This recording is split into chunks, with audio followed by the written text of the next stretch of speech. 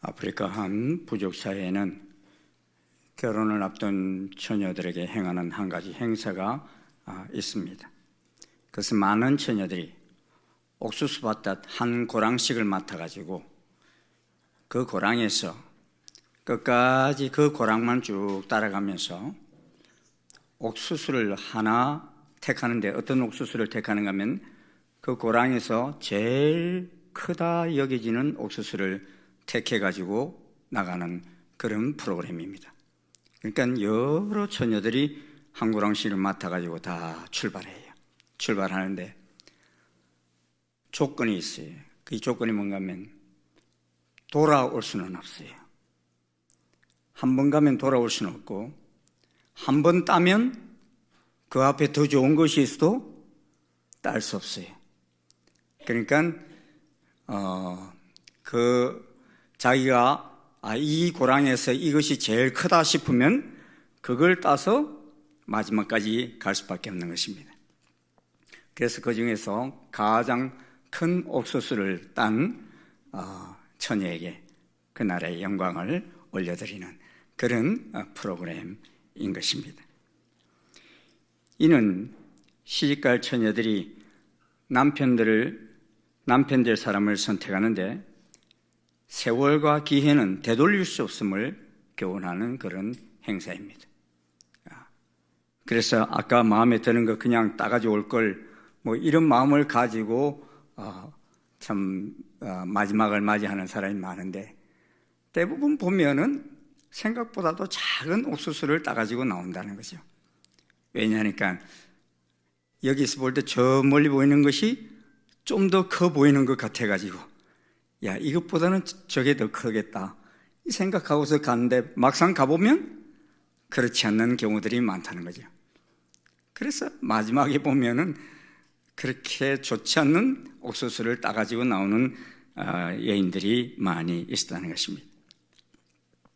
오늘 말씀은 결혼을 앞둔 한 처녀에게 임한 1%도 예상하지 못하였던 기로에서 놀라운 선택을 한 메시지가 실려 있습니다.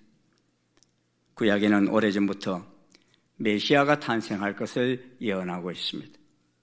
그런데 그 메시아가 여자의 후손으로 또 유다족 속의 작은 마을 베들레헴에서 탄생할 것이 예언되어져 있습니다.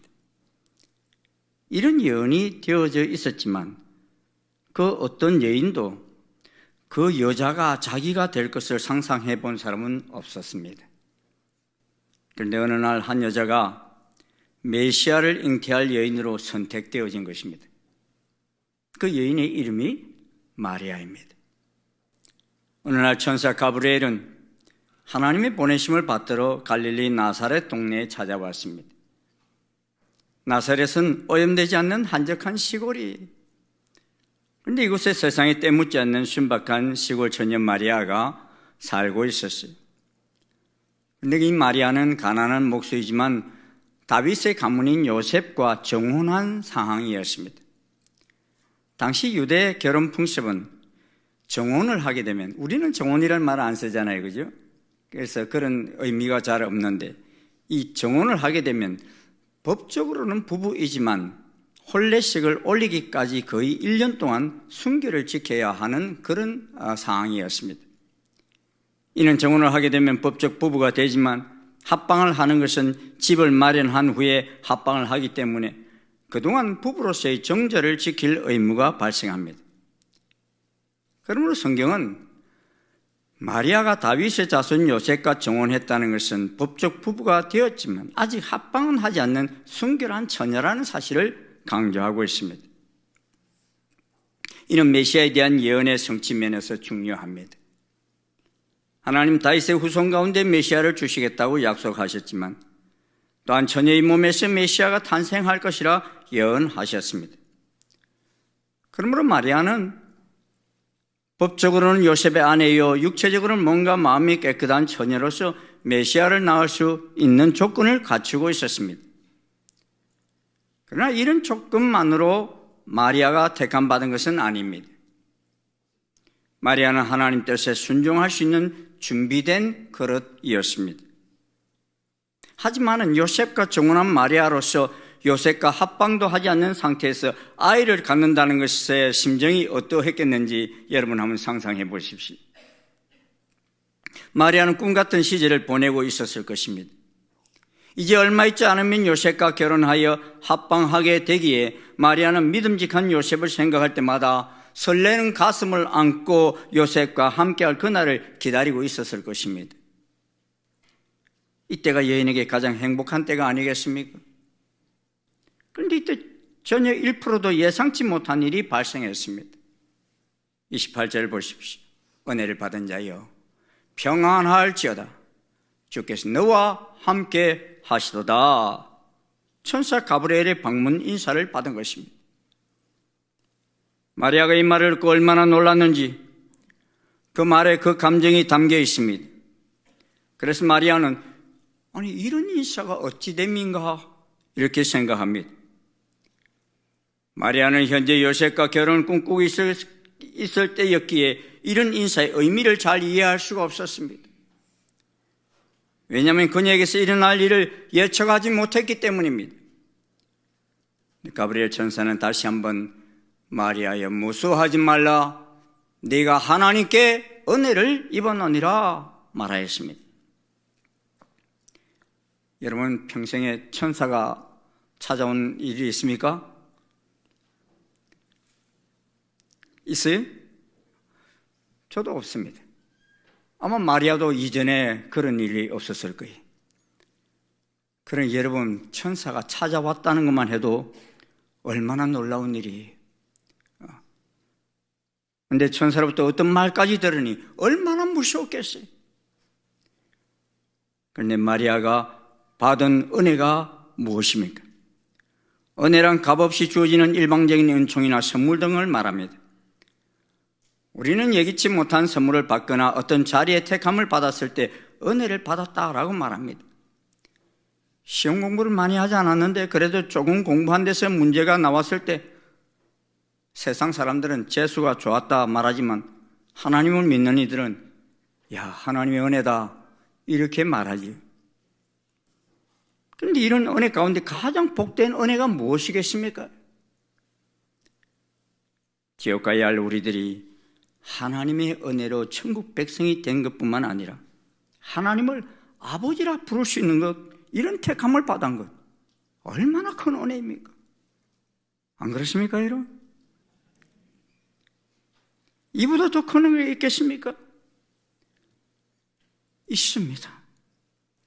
이 마리아는 그런 택함뿐만 아니라 우리를 죄 가운데서 구원하기 위해 오시는 메시아가 그의 몸을 빌려서 태어나시는 일에 선택을 받은 것입니다.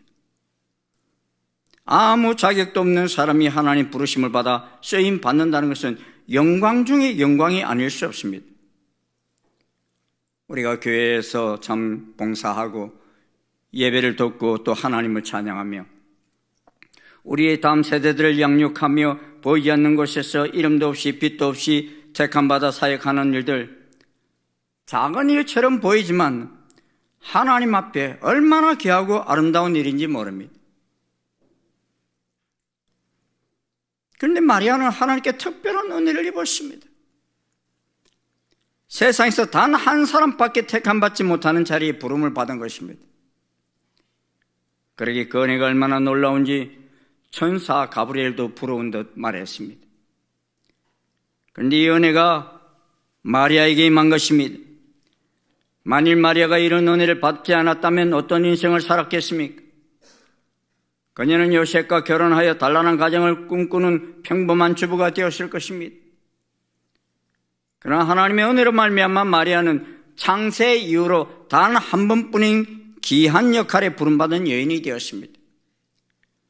그러기에 마리아는 여인 중에 최고로 복받은 여인이 되었습니다.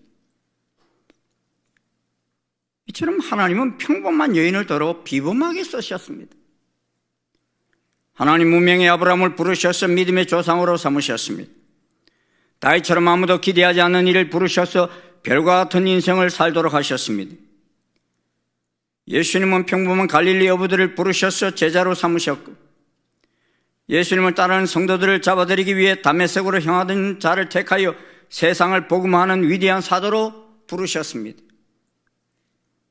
그 하나님께서는 자격 없는 우리를 부르셔서 천사도 흠많은 귀한 일꾼으로 불러주셨습니다. 우리들에게 성도들을 맡기시고 모든 종족과 나라들을 맡기셨습니다. 이처럼 언어만 생각하면 항상 감동이 밀려옵니다. 그런데 하나님께 쓰임받는 은혜에는 감동만 있는 것이 아니라 그에 따른 희생도 있습니다. 은혜가 클수록 그에 따른 희생도 큽니다. 하나님은 아브라함을 열국의 아비로 삼으시고서는 본토 친척 아비 집을 떠나라 그랬지. 여기는 자기 중심적이고 안정적인 삶을 포기해야 하는 희생이 있었습니다. 마리아가 예수님을 탄생하기 위해 요셉과의 소박한 신혼의 꿈은 다 포기해야 했습니다. 왜요? 사람들이 요셉과 결혼도 하기 전에 임신을 한 마리아를 어떻게 받아들이겠습니까? 무슨 말로 설명할 수 있겠습니까? 오래전에 예수님들이 모여서 행하였던 성경 공부 모임이 있었어요. 그때 몇몇 연예인들은 이 말씀을 가지고 공부하다가 몇몇 연예인들이 그런 말을 했어요. 다른 것은 몰라도 남자와 관계하지 않았는데 아이를 임신했다는 건 믿을 수 없다. 이런 사람이 있었어요. 그때 이런 이야기를 한참 듣고 있던 연예인 중에 선배였던 구봉서님께서 그런 말씀을 하셨어요. 아니, 요셉이 믿고 받아들였는데 뭘 당신들이 못 믿는다는 거야?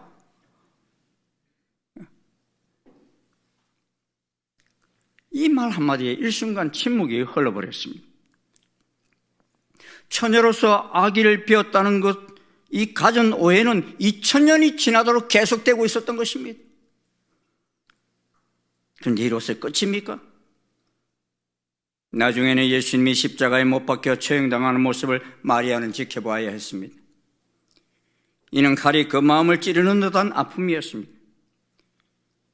이처럼 그녀는 메시아를 탄생시키는 영광스러운 길을 걸었지만 동시에 많은 의미 있는 고난을 받았습니다.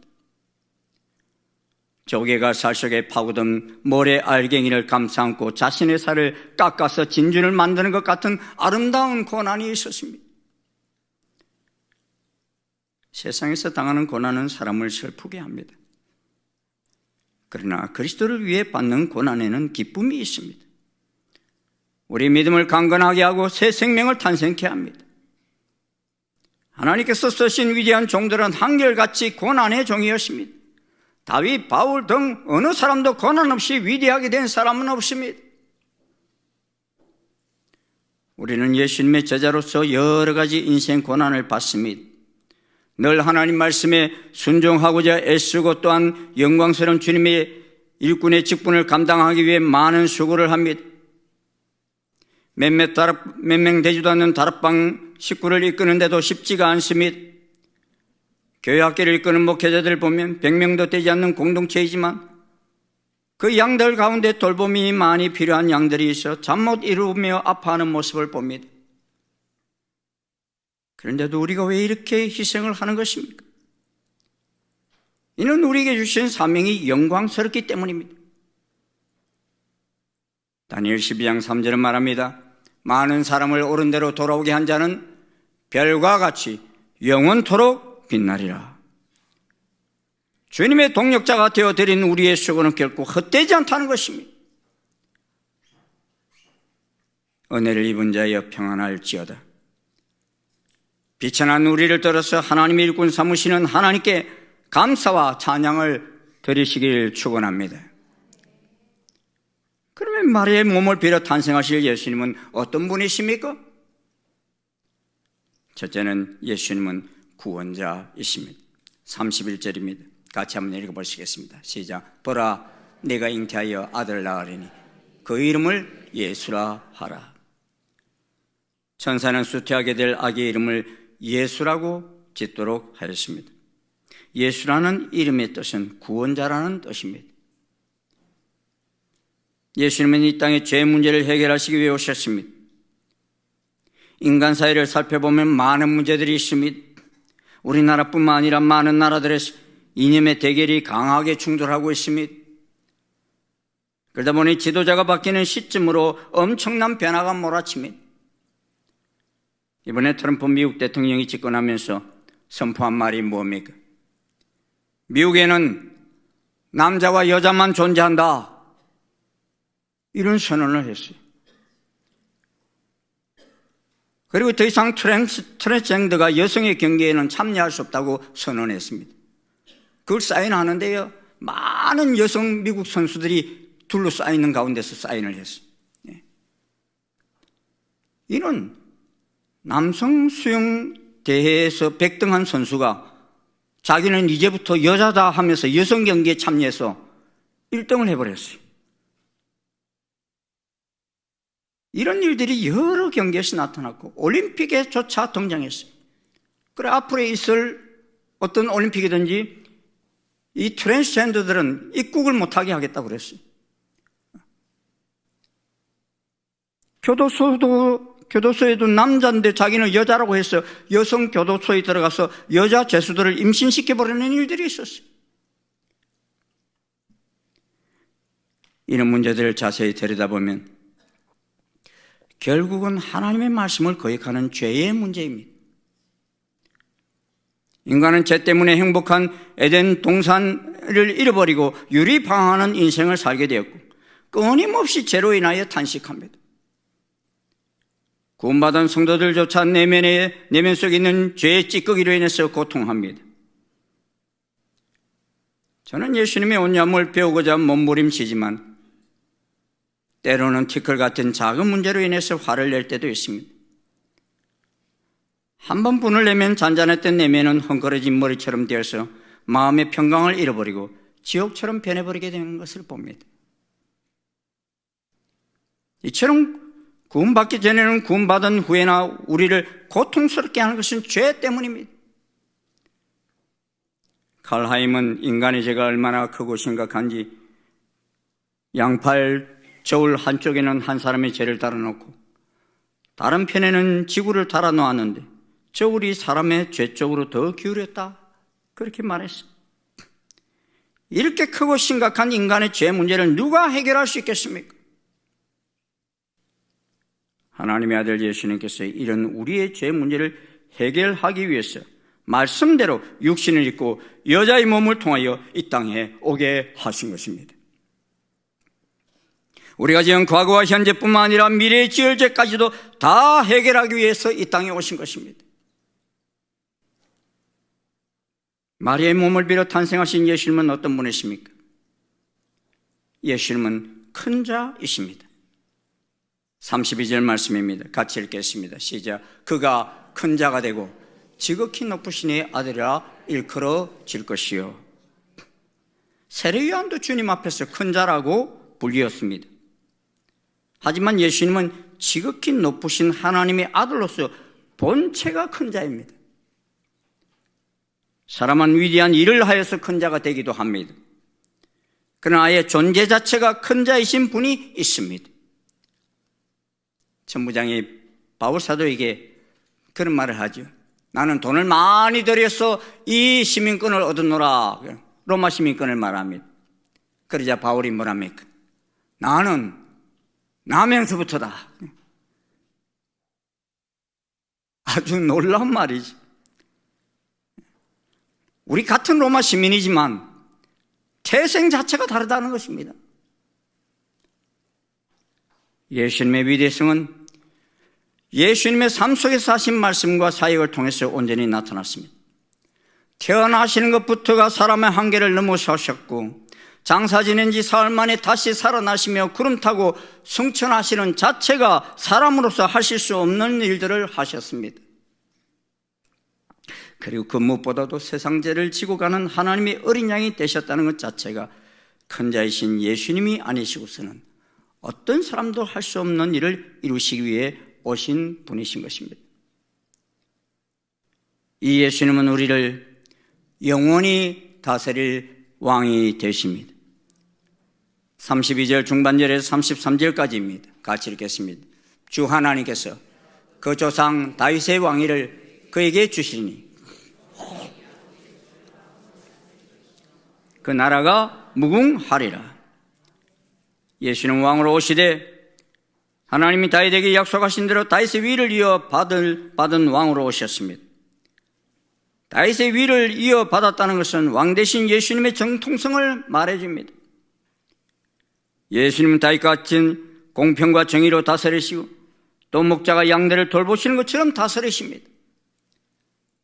세상 왕들은 백성들 위에 군림하며 다스립니다. 이로 인해 힘없는 백성들 많이 고통을 겪습니다. 헤롯 대왕이나 로마의 네로 황제와 같은 폭군이 나라를 다스릴 때 세상은 큰 고통을 겪어야 했습니다. 베들레헴에서 어린아이들이 죽어가야 했습니다. 그리스도인들이 화형을 당하고 콜로세움 같은 경기장에서 사자밥이 되어가야 했습니다. 가정에서도 부모들이 자녀들을 인격적으로 사랑으로 다스릴 때 아이들은 건강한 모습으로 자라납니다. 그러나 부모가 권위적이고 폭력적일 때 자녀들은 내면이 병들고 반발심으로 충만해집니다. 제가 어린 시절 아버지는 아직 예수님을 믿지 않으실 때였어요. 그때 아버지에 대한 인상은 늘 술이 취해서 밤늦게 들어오시는 아버지가 내 내리석에 잠겨 있어요. 거의 하루도 빠지지 않고 그렇게 술 취해서 들어오시는 아버지셨어요. 그런데 술이 아예 많이 취하셔서 대문에 초인배를 딱 누르고 쓰러지시면 그날은 그래도 좋은 날입니다. 왜냐? 아무 일 없이 편안하게 지나가기 때문에. 근데 술이 조금 많이 안 취하셔서 제 발로 걸어 들어오시는 날은 그날은 그 밤은 편안하게 잘 수 없는 밤이 되고 말았어요. 그런 아버님이 제일 큰 언니, 큰 누나 그 사이가 되는 거죠. 사이를 전도사 사이를 봤어요. 그리고 그 전도사 사이 되는 사이가 신혼여행 갔다 와서 아버님께 아버님, 저도 아버님의 축복기도 속에서 목회를 하고 싶습니다. 그런 이야기를 했는데 아버님 그 소리를 듣고서는 양복을 입으시더니만 휙 나가버리시는 거예요. 그래서 아이고 오늘도 같이 교회 가기는 안 되겠구나 이런 생각을 하고 있었는데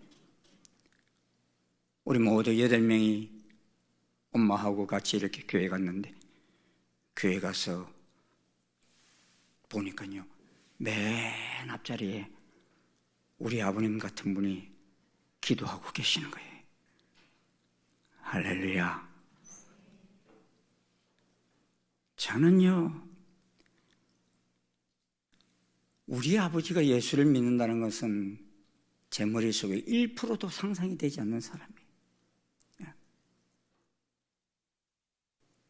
그런데 그게 이루어지더라고요. 그런 아버님이 바뀌신 일을 어머님의 포기하지 않으시는 기도에 대한 하나님의 응답이셨어요. 그리고 모든 자녀들을 끝까지 신앙으로 양육하신 결과였음을 저는 믿습니다. 통계 자료를 보면 아버지로 인해 상처받은 많은 청소년들 하루에 1분도 아버지와 대화하지 않는 경우들이 많대요. 피해 다녀요 그냥. 어느 시대나 폭군이 다스리는 나라의 백성들이나 가정은 참으로 많은 고통 속에 살아가야 합니다. 그리고 이런 세상에 예수님께서 의의 왕으로 평강의 주로 우리를 다스리기 위해 오셨다는 것은 그 어떤 소식보다 기쁜 소식이었습니다. 물론 헤롯 대왕에게는 아주 기분 나쁜 소식이겠지요.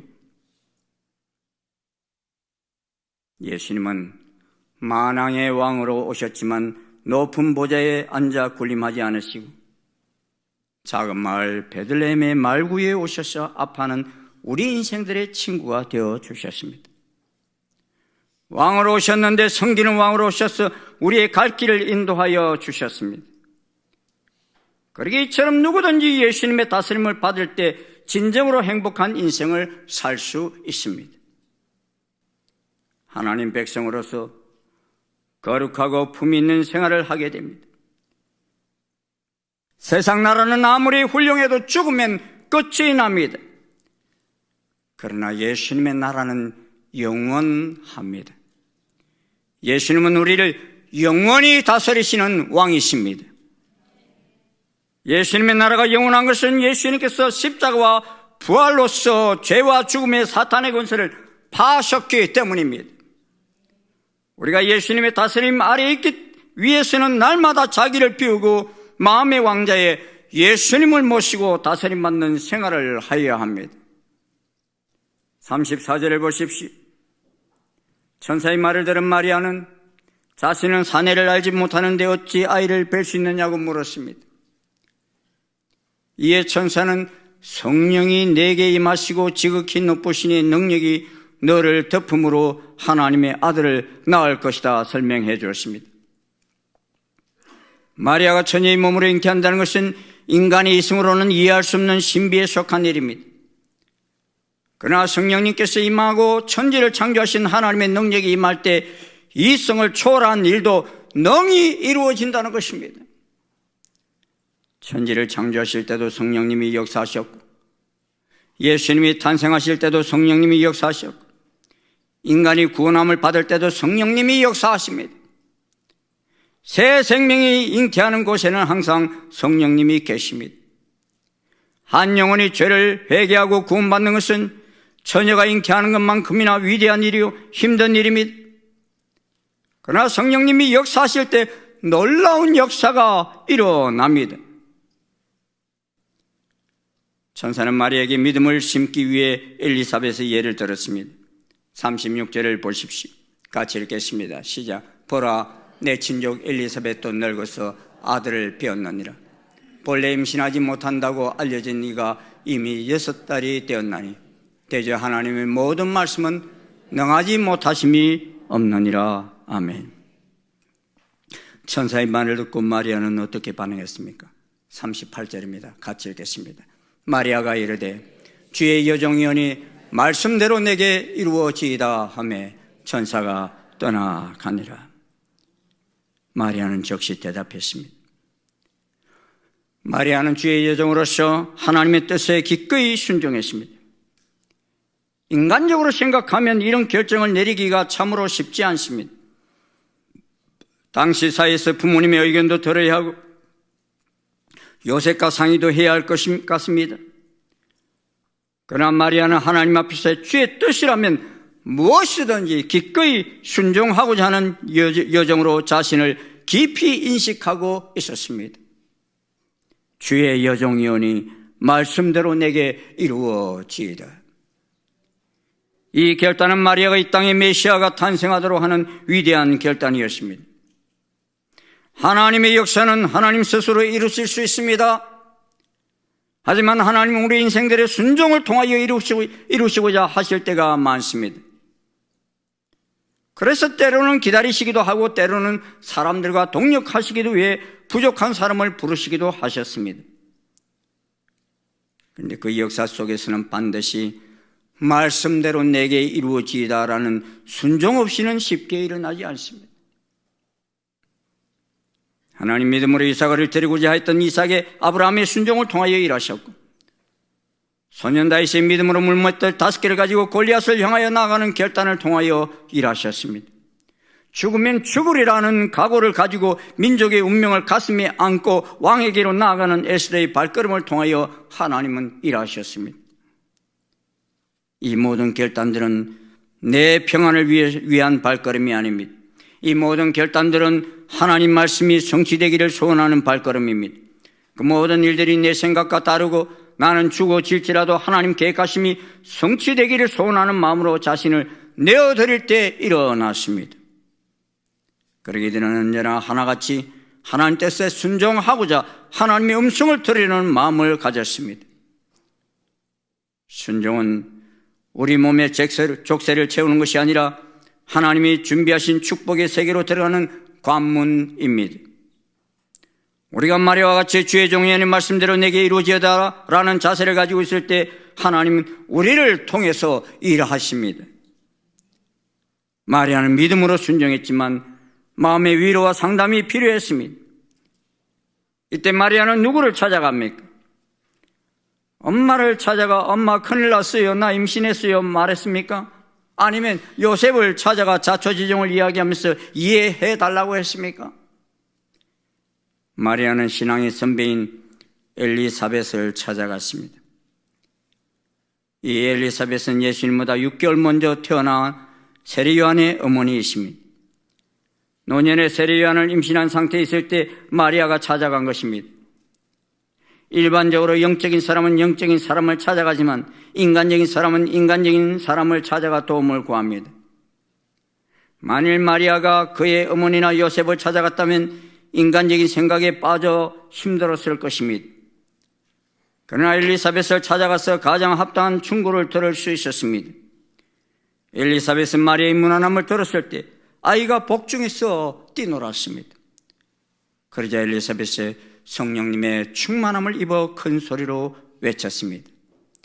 여자 중에 내가 복이 있으며 내 태중의 아이도 복이 있도다. 내 주의 어머니가 내게 나오니 이 어찌된 일인가.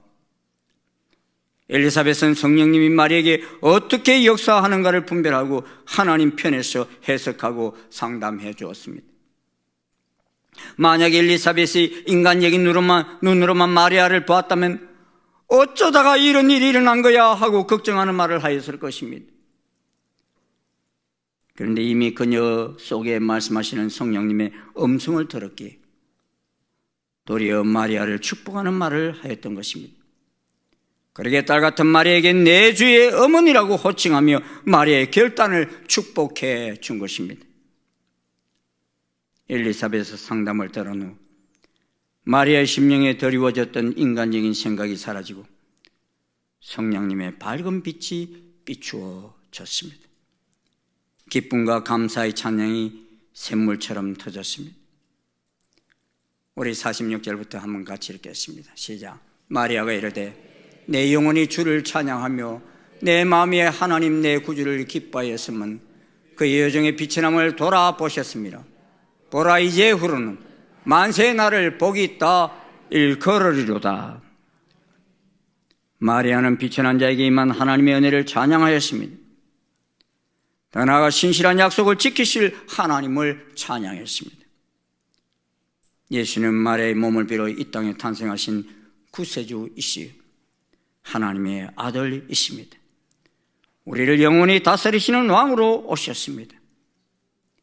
이 예수님을 늘 우리 마음의 왕자에 앉히시고 예수님 말씀에 순종함으로 인하여 우리를 통하여 하나님의 위대한 역사를 이 시대 속에 이루어갈 수 있기를 주의 이름으로 축원합니다. 기도하시겠습니다. 아버지 하나님, 아버지께서는 1%도 상상할 수 없던 놀라운 일을 마리아에게 나타나셔서 행하셨고